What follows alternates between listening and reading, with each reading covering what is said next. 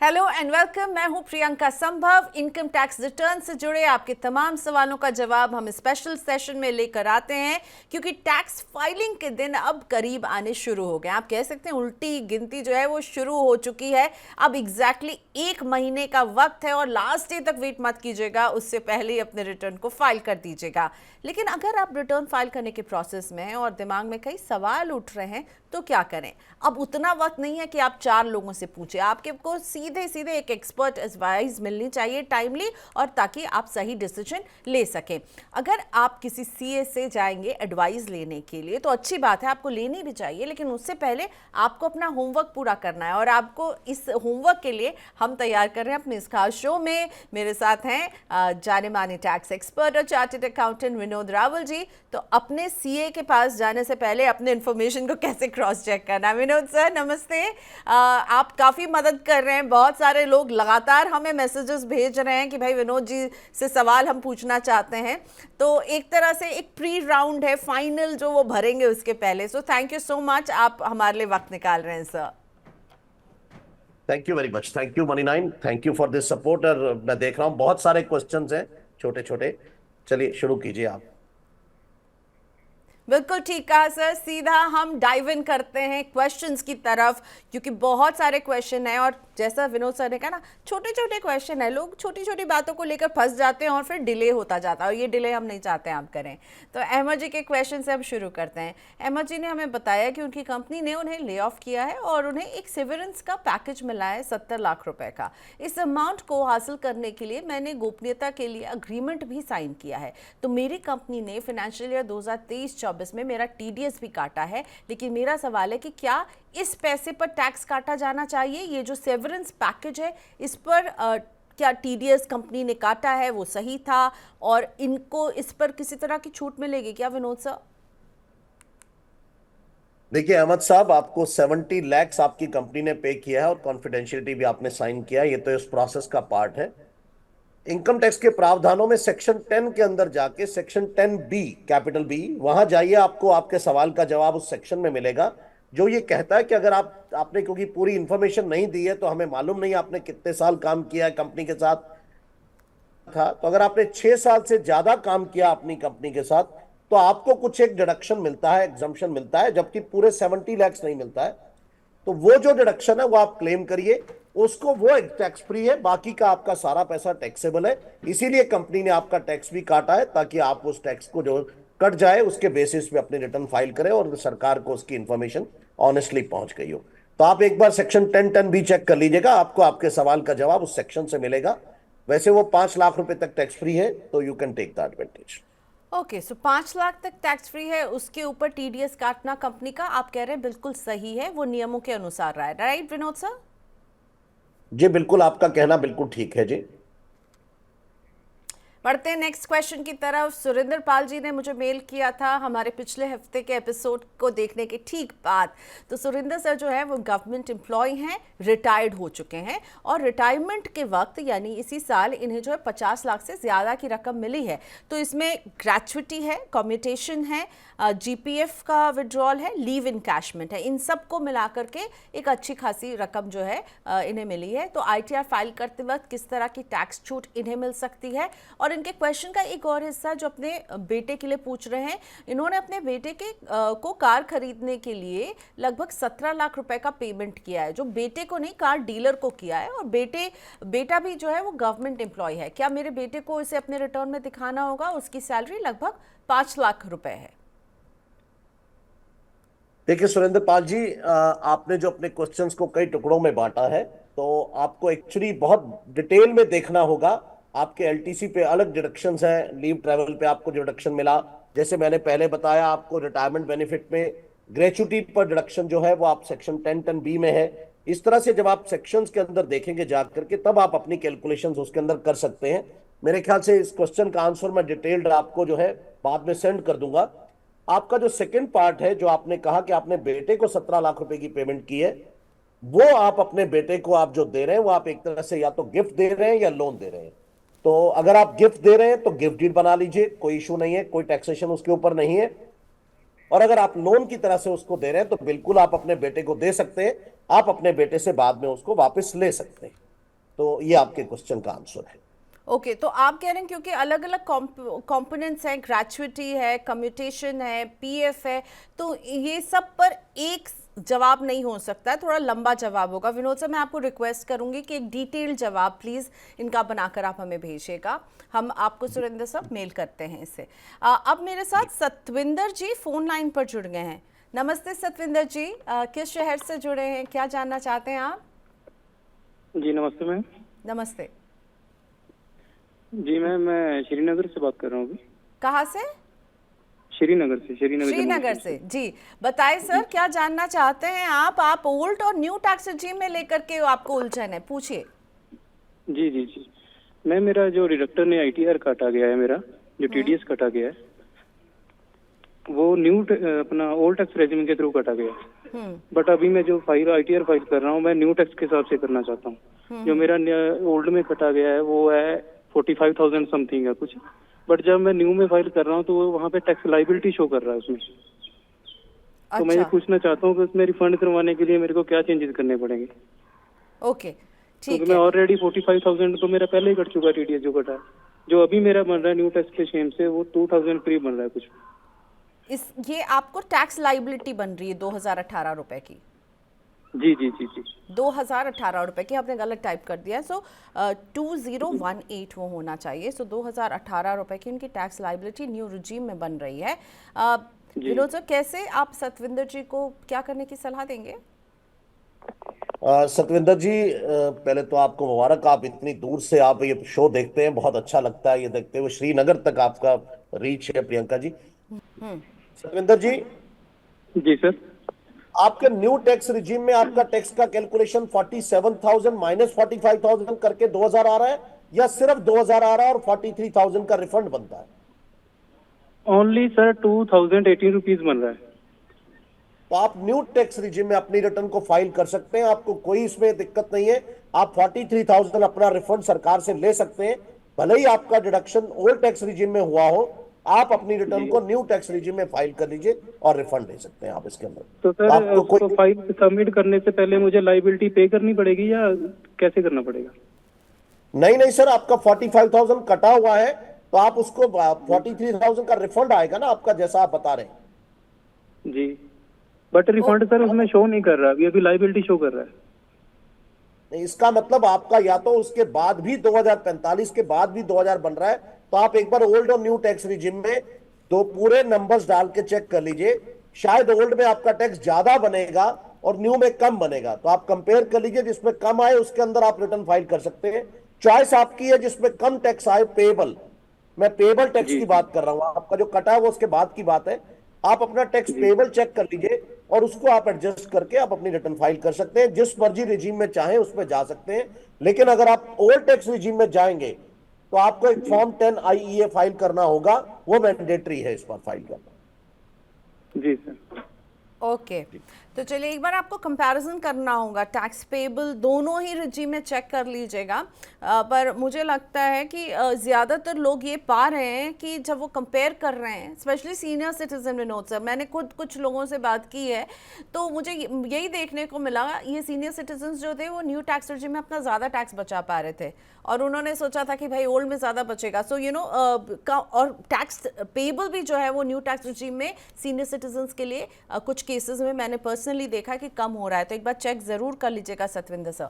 चलिए अब हम बात करेंगे, नवाब सिंह जी हमारे साथ हैं और ये भी एक सीनियर सिटीजन है। चलिए बहुत सारे सीनियर सिटीजन्स देख रहे हैं हमारे शो को, तो चलिए उनका आशीर्वाद मिला हुआ है विनोद सर हमें।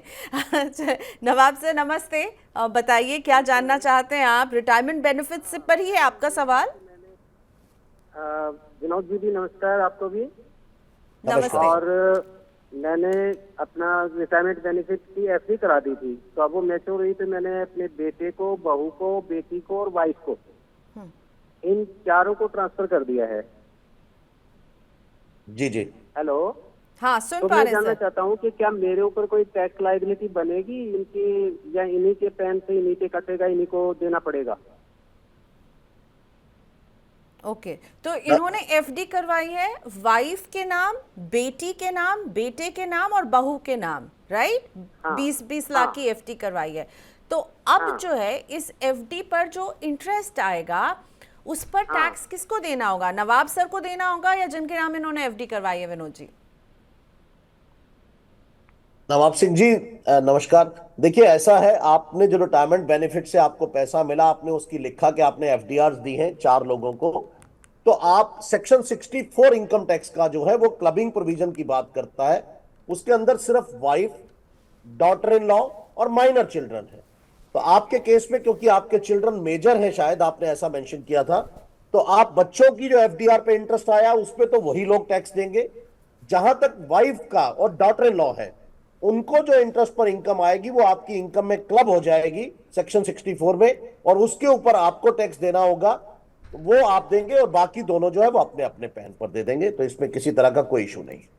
ओके, सो जो इनकी बेटी है और इनका जो बेटा है, उन्हें जो एफडी पर ब्याज मिलेगा उन पर उनकी टैक्स की देनदारी है, पर जहां तक वाइफ और डॉटर इन लॉ है वहां सेक्शन 64 क्लबिंग के तहत आपकी इनकम में जोड़ा जाएगा और आपको उस पर टैक्स देना होगा। राइट, चलिए अगला सवाल महेश पंडित जी का लेते हैं। महेश जी ने ये ईमेल किया था मुझे। नमस्ते महेश जी, आई होप आप देख रहे हो। तो मेरे अकाउंट से एक साल में 10 लाख का ट्रांजैक्शन होता है, लेकिन मेरे अकाउंट में 10 लाख में से 2 लाख ही बचते हैं। क्या मुझे भी अब ITR भरना होगा? महेश पंडित जी, आपने बड़ा इंपॉर्टेंट क्वेश्चन उठाया है, जिसके ऊपर हम बार बार, मैं और प्रियंका जी, बात कर रहे हैं कि भले ही आपकी इनकम 2,50,000 ओल्ड टैक्स रिजीम में या 3 लाख न्यू टैक्स रिजीम से कम हो, उसके बाद भी सरकार ने कुछ कंडीशंस ऐसी लगाई हुई हैं कि अगर आपकी इनकम इससे कम भी है और आप सेक्शन 139 में फॉल नहीं करते अपेरेंटली, बट नीचे लेकिन प्रोविजो के अंदर कंडीशंस जो डाली गई, जिसके अंदर मैं रिपीट कर देता हूं कि अगर आपने करंट अकाउंट में 1 करोड़ से ज्यादा जमा किया है, जो आपने कहा कि मैंने नहीं किया है, आपने सेविंग अकाउंट में हो सकता है 50 लाख से ज्यादा जमा किया हो, आपने बिजली का बिल 1 लाख से ज्यादा पे किया हो, या उसके अलावा फॉरेन ट्रेवल किया हो, 2 लाख रुपए खर्चा किया हो, या आपका टीडीएस कटा हो 25,000 रुपए से ज्यादा, अगर इनमें से कोई भी कंडीशन में आप फॉल करते हैं तो आपको रिटर्न फाइल करनी जरूरी है। आप अपनी रिटर्न बिल्कुल फाइल करिए महेश पंडित जी, नहीं तो आपको नोटिस आ जाएगा इन कंडीशंस के अंदर अगर फॉल करने की वजह से। अगर आप इनमें से किसी में भी नहीं है तो अब आपको 2 लाख रुपए तक कोई रिटर्न फाइल करने की जरूरत नहीं है। इसके अलावा एक कंडीशंस और हैं आपके प्रोफेशनल की, उसके लिए ग्रॉस रिसीट्स पर, और इसी तरह से बिजनेस के ग्रॉस रिसीट्स पर। अगर आप उसमें फॉल करते हैं तो बिल्कुल आपको रिटर्न फाइल करनी होगी। चलिए अगला सवाल सतीश चंद्र जी का। इन्होंने YouTube पर कमेंट बॉक्स पर ये सवाल भेजा था, और इसी के साथ मैं भी यही कहना चाहूँगी कि अगर आप हमारे शो को देखते हुए आपको कोई सवाल है तो प्लीज़ कमेंट बॉक्स में लिख दीजिएगा, क्योंकि ये जुलाई आखिरी महीना होने वाला है जब आपको 31 जुलाई तक रिटर्न भरना है।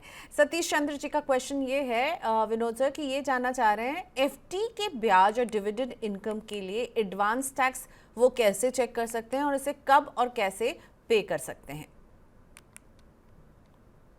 देखिए सतीश चंद्र जी, आप जब एफडी कराते हैं उस पर रेट ऑफ इंटरेस्ट मेंशन होता है, आपको मालूम होता है आपको पूरे साल में कितना इंटरेस्ट मिलेगा। इसी तरह से डिविडेंड भी अप्रॉक्सीमेटली आपको पूरे साल भर मिलता रहता है। तो आप एक एस्टिमेशन कर सकते हैं, एस्टिमेशन के बेसिस, क्योंकि एडवांस टैक्स एस्टिमेट पर पे किया जाता है और 4 इंस्टॉलमेंट्स पे जाता है, 15 जून, 15 सितंबर, 15 दिसंबर और 15 मार्च।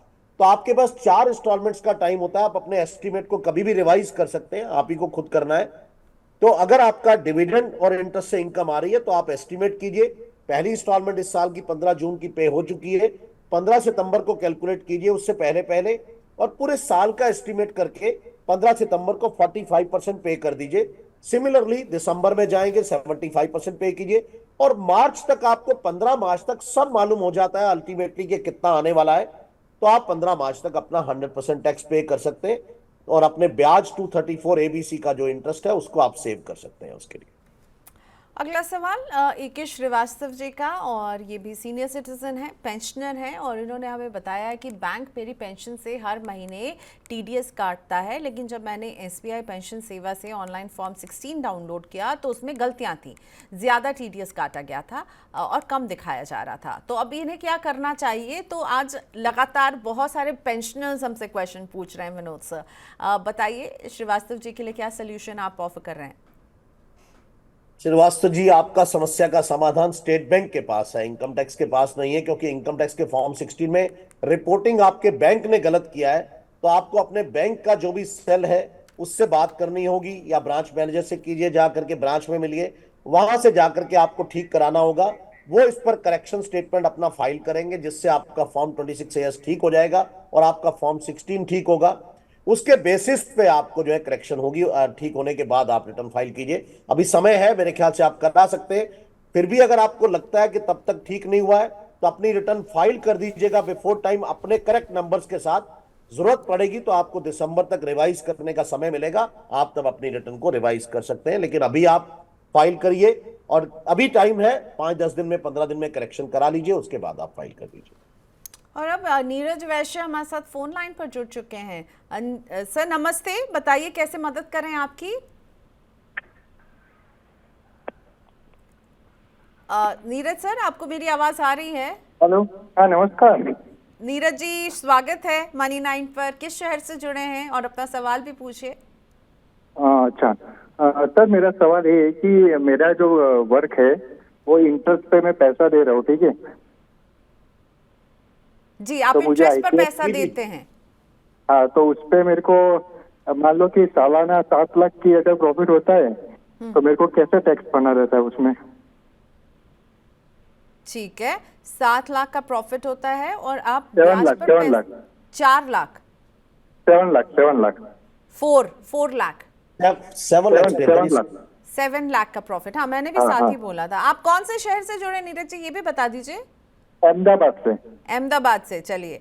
अहमदाबाद से ये सवाल आया है कि भाई ब्याज पे पैसे देते हैं, 7 लाख का जो है वो प्रॉफिट हुआ है, तो इस पर कैसे टैक्स भरना होगा? कोई और सोर्स ऑफ इनकम नहीं है। देखिए नीरज जी, 7 लाख रुपए तक वैसे तो टैक्स नहीं लगता है बिल्कुल भी, क्योंकि सरकार ने 7 लाख तक का टैक्स माफ कर दिया है।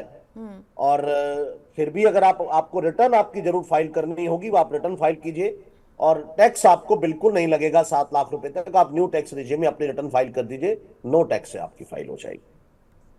ओके, चलिए। न्यू रिजीम चुनिए और टैक्स बचाइए। इसलिए तो हम कह रहे हैं इनकम टैक्स बचाने का सुपर हिट तरीका हम आपके लिए लेकर आए विनोद सर के साथ। और अगर आप अपने सवाल भेजना चाहते हैं तो एक क्विक आपको मैं बता दूं, आप हमें व्हाट्सएप के जरिए भेज सकते हैं। जैसे कई लोग हमें व्हाट्सएप पर सवाल भेजते हैं तो हम उनसे संपर्क कर पाते हैं। व्हाट्सएप नंबर आपकी स्क्रीन पर 9311211874। और साथ ही में ईमेल करना चाहते हैं तो money9query@tv9.com पर ईमेल कीजिए। और यूट्यूब पर देख रहे हैं तो नीचे कमेंट बॉक्स पे अगर आपको इजी है वो तरीका सवाल भेजने का, तो तुरंत वहीं नीचे सवाल लिख दीजिए। आप अपने डिटेल्स जितने हमें देंगे हमारे को, उतने इजीली आपके सवाल को समझने में मदद मिलेगी। एक क्वेश्चन जो आया है संजय मित्तल जी का, वो जो है विनोद सर ने मुझे कहा था वो ज़रूर एड्रेस करना चाहते हैं। तो चलिए देखते हैं क्या है संजय मित्तल जी का क्वेश्चन। इनकी बहन US बेस्ड MNC के साथ काम करती है। कंपनी ने उन्हें कुछ ESOP दिए हैं। कंपनी में डीमर्जर हुआ है, जिसे इन्होंने स्पिन ऑफ कहा है। तो मैं स्पिन ऑफ समझ नहीं पा रही थी, मुझे लगा डीमर्जर ही कह रहे हैं।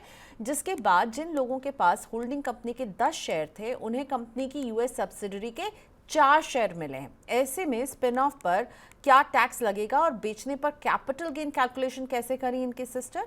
होल्डिंग और सब्सिडरी कंपनी के शेयर्स की कॉस्ट क्या होगी? और इनकी सिस्टर जो है वो भारत में रहती हैं पर MNC में काम करती हैं। संजय जी नमस्कार।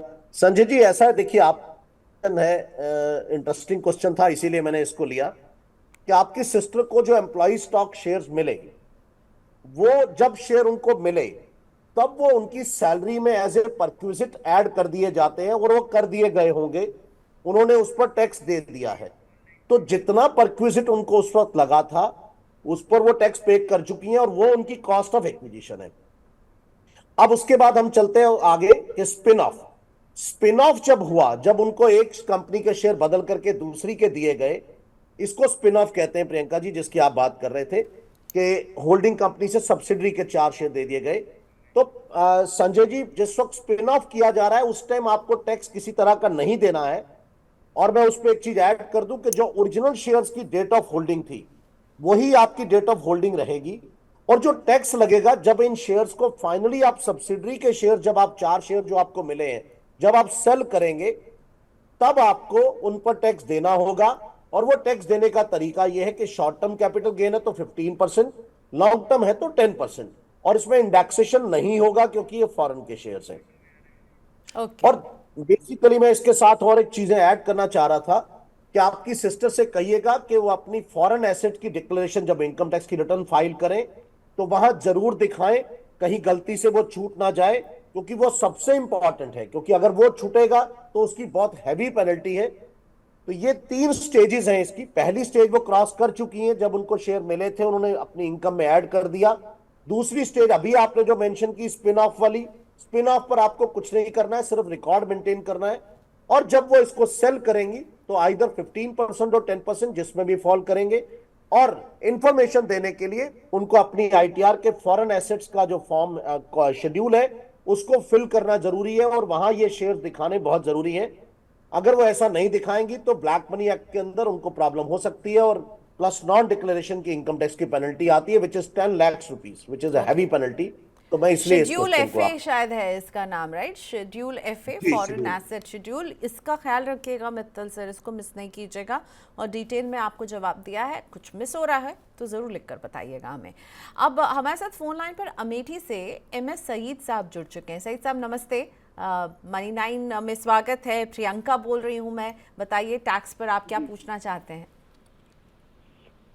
देखिए, फाइनेंशियल ईयर 2023-24 में हमने बाई बैक में कुछ शेयर्स दिए थे विप्रो और TCS के। जी। उससे हमको कैपिटल गेन हुआ, लॉन्ग टर्म कैपिटल गेन करीब 33,000 का। तो हम ये जानना चाहते हैं कि क्योंकि कंपनी ने इस पे टैक्स दिया है इनकम टैक्स को, तो what is the obligation on the part of share holder? जी, तो बायबैक में शेयर हुआ है जिस पर LTCG जो है इनको हो रहा है। तो विनोद सर, आप क्या बताना चाहेंगे सईद जी को, क्या टैक्स पेयर की इसमें क्या जिम्मेदारी होगी? टैक्स छूट कुछ मिल सकता है या टैक्स लाइबिलिटी कुछ पे करनी है इनको? सैयद साहब अमेठी से बोल रहे हैं आप, आज की डेट में सबसे मेरे ख्याल से हॉट कॉन्स्टिट्यूंसी है पूरे हिंदुस्तान की। सैयद साहब ऐसा है, देखिए आपको इस पर कोई टैक्स नहीं लगेगा। ओके, आप नोट कर लीजिए सेक्शन 10 सब सेक्शन 34A, ये आपको इसके अंदर एग्जम्प्टेड आइटम्स के अंदर दिखाना है। आपको इस पर टैक्स पे नहीं करना है, कंपनी ने इस पर टैक्स दे दिया है, आपके लिए पूरा टैक्स फ्री है। आप टैक्स बचाइए और एंजॉय कीजिए, ना विप्रो पर ना TCS पर। बायबैक और शेयर्स में आपको कोई टैक्स देने की जरूरत नहीं। चलिए, तो बहुत ही अच्छी बात है। सेक्शन 1034A ये बोल रहा है कि भाई इस बायबैक पर सईद जी की कोई टैक्स लाइबिलिटी नहीं बन रही है। आप खुद से भी इस सेक्शन को एक बार ज़रूर पढ़ के रिकन्फर्म कर लीजिएगा, या फिर आप अगर किसी से टैक्स रिटर्न फाइल करवाते हैं तो उनकी मदद से इसे एक बार समझ करके ज़रूर फाइल कीजिएगा। Thank you so much Vinod sir, आज आपने वक्त निकाला। आज के शो को यहीं वाइंड अप करते हैं। बहुत सारे क्वेश्चंस आ रहे हैं, कुछ छूट भी गए होंगे, बट आई प्रॉमिस जितनी ज़्यादा क्वेश्चन हम ले पाएँ हम उन्हें अगले शो में फिर शामिल करेंगे। जब तक आप अपना रिटर्न नहीं भर पाएंगे तब तक हम ये शो लाते रहेंगे। Vinod sir, thank you so much, मुलाकात होती है जल्दी। Bye bye. Thank you very much, thank you. चलिए, तो हम समय निकालते हैं, विनोद सर को लेकर आते हैं ताकि वो आपसे कोई भी ऐसी मिस्टेक ना हो जैसे कि आपका रिटर्न जो है वो गलत भरा जाए, या फिर आप उसे भरने से इसलिए कतरा रहे हैं कि समझ में नहीं आ रहा। तो ये जो समझ का खेल है ना, वो आप यहीं समझ सकते हैं हमारे साथ। शुक्रिया हमारे शो में जुड़ने के लिए। अपने सवाल ऐसे ही भेजते रहिए, जब तक आपके सवाल आते रहेंगे हम ये शो करते रहेंगे। आज के लिए इतना ही, बाय बाय।